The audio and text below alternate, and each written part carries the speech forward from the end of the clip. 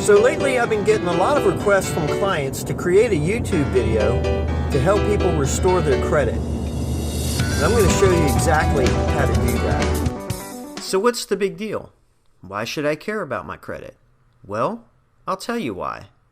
Because good credit increases your options and bad credit eliminates them. Good credit will make you richer and bad credit will make you poorer. It's as simple as that. How so? Well, with good credit, you'll pay significantly lower insurance premiums and lower interest rates on every major purchase you make. My credit score is at 785. I have an SUV, a nice little travel trailer, a pickup truck, a home, and a fast, powerful, dangerous sports car. When I quiz my clients and ask them how much they think I pay per month for my insurance, they guess it to be around $300 per month at best. They are shocked, however, to discover that with full coverage, I pay just $142 per month for all of them collectively. Yep, and that's it. I'm not saying this to brag. I'm trying to encourage my clients and you that there's a model to follow. So how does it make you poor? Think about this. You want a new car, but you don't have very good credit. I promise you, there is a dealership out there that is more than willing to sell you a car. Maybe even a new one, at 24% interest rate. So what happens? Well, you don't care what the interest rate is. All you know is you can afford the monthly payment. It's a brand new car. It smells fresh. It looks new. You take it to show your friends, you take it to show your family, all is well with the world. That is, until 2 or 3 years down the road when your AC goes out. And if you live in Texas, the middle of July is not the right time to have your AC bail on you. On the other hand, it's going to cost you $850 to get it fixed. You can't afford that. You don't want to drive it all over town without AC in your car in the hot Texas sun. So you get a bright idea and say to yourself, I'll just take it in and exchange it for another car. So you drive it down to the dealership to trade it in, and what does the dealership say? I'm sorry, sir, but you're upside down on your payments. In other words, you owe more than the car is worth. That's because you're paying a higher interest rate. And why on earth did you agree to that? Because you had poor credit to start with. And it doesn't stop there. If you have poor credit, you can't buy a home. For that, you need a minimum of a 620 credit score. So what happens? Well, you have several options. You can pack up your family and move in with a friend. You can buy a tent and set it up at your local state park. You can buy a mobile home, which depreciates in value just like a car.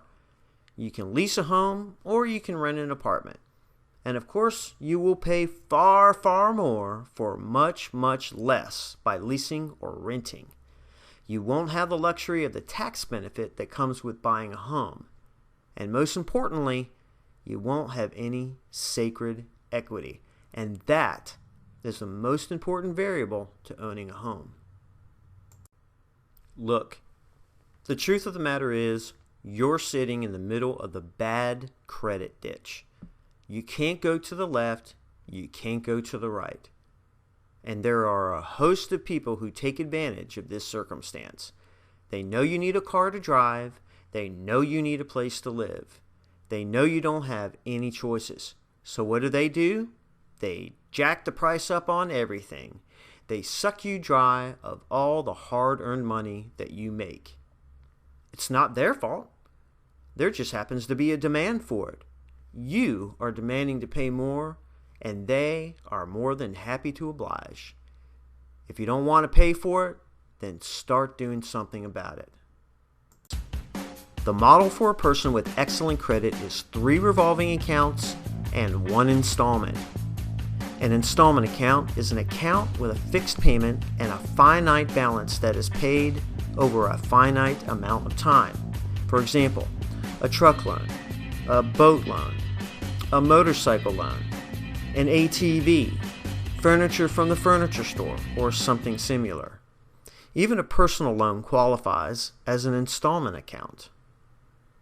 A revolving account. Google defines a revolving account as an account created by a lender to represent debts where the outstanding balance does not have to be paid in full every month by the borrower to the lender. The borrower may be required to make a minimum payment based on the balance amount. In other words, it's a debt with a credit limit that you can charge and pay repeatedly over the course of time without a time limit. If the balance is not paid in full by the end of the monthly billing period, the remaining balance will roll over or revolve into the next month. Interest will be charged on that amount and added to the balance. It can be paid down and then charged up. They can be used over and over again. Rule number 1. You must get at least 3 revolving accounts. No exceptions. These type of accounts are most often associated with credit cards or secured credit cards. And when it comes to trying to improve your credit score, they can give you the biggest bang for your buck. Each credit card can give you a boost in your credit score to as much as 15 to 20 points each, and that's just for having the card. However, that's not to say that if you get 10 credit cards, you'll get a 150-point boost in your score. Doesn't quite work that way. For as the number of cards increase past 3, the bang you get for each card diminishes significantly. It's best to just stay with 3 cards. You could potentially get as much as 60 points from that alone. Okay, so here's my first tip for you. Capital One, First Progress, and Credit One are 3 excellent cards to start with. So how much of a balance does a person need on a card for it to have a strong positive effect on a credit score? Well, the answer is simple. Very, very little. Mythbuster moment number 1. It takes years to build someone's credit. False. I can take an 18-year-old fresh out of high school with no credit score whatsoever, and with 3 cards and a $5 balance on each card, a credit limit of $200, I can get them over a 680 credit score in as little as 4 months, which is more than enough to qualify for a home loan. So what happens if you don't have credit cards? Where do you go to get them? There's a couple of websites you can visit to get started. Creditcards.com and badcredit.org are 2 excellent websites to obtain secured credit cards, specifically for those with bad credit. Yes, they cost money, $200 to $300 per card. And yes, they might have high interest rates, but if you follow my rules of usage, it won't matter. Okay, so you got yourself 3 cards, you already have a car payment, you meet that 3 revolving 1 installment profile, and you ask yourself, now what do I do? Rule number 2, credit cards are for managing your credit score. I'm going to say that again. Credit cards are for managing your credit score. Do not, under any circumstances, buy something with a credit card for the purpose of owning it. Bottom line, folks, if you can't afford to buy it with cash, then get a better job, ask for a raise, or put it on layaway. I know this may not be what you want to hear, but these are the cold, hard facts. It's quite possibly the most important rule of them all. Remember this rule. Credit cards are not for purchasing merchandise. They are for managing your credit score. Rule number 3. Just remember the number 1. So here's what I want you to do. Take each card and write the name of your favorite place to shop for groceries on the front of it. Put Walmart on one card, Kmart on the other, and wherever it is that you go shopping for groceries. When you go shopping, pay for your groceries like you normally pay, whether it be by check, debit card, cash, whatever. Then leave one item behind and put that one item on that particular card. It could be a gallon of milk, a box of cereal, a 6-pack of Coke, whatever it is. It will be a separate transaction and it will take more time, but that's okay. Now when the bill comes in, you pay the bill, then wait patiently for the billing cycle to be over. In other words, the bill will come in a few days before it is due. Pay the bill, wait for the bill date to pass, then repeat. Use one card at one location for one item once per month. Remember the number 1. It will take a couple of months, but you will see the results you were looking for. Big results.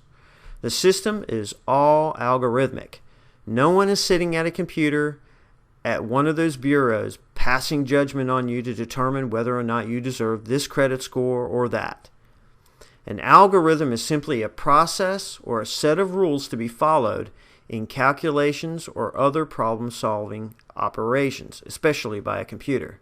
If you understand how the algorithm works, you'll be better equipped to combat it. So here's Mythbuster moment number 2. You have to constantly use your cards to get better credit. False. I have $20,000 of credit cards. I hardly ever use them, and they all have a zero balance. I do use them, but not constantly. Okay, so here's tip number 2. Once you've bought that car, the boat, motorcycle, or whatever that major purchase was, you can slow down on using your cards. I know this sounds weird, but for the past 15 years, I've been putting my cards in a Ziploc baggie filled with water, and they are somewhere in my freezer. Rule number 4. Never, never, never, under any circumstances, close an account. Sometimes I hear of people who got angry for the mess credit cards got them into. I hear this at least once a day, minimum. So they call up the credit card company and close their accounts after paying them off. I don't care if you don't like credit cards. You need to learn to get used to them. I don't care if you think they got you into a mess. Credit cards didn't get you into a mess. You did that. Furthermore, if you close an account, you're taking the risk of the bureaus inadvertently claiming that the creditor closed the account and not you. Once you get one, leave it open for the rest of your natural life on this planet. Secondly, if your credit is doing well, your credit will drop if you close it. The longer you have a card open, the better your score will climb over time. Okay, so let's recap and go over the key points I discussed in this video. You'll need to get 3 revolving accounts. Most people already have an installment account, so getting 3 revolving accounts should be the main focus. Capital One, First Progress, and Credit One are some good cards to try for. If you get denied, don't sweat it. If you throw enough darts, you're bound to get a bullseye eventually. It doesn't take years to build your credit.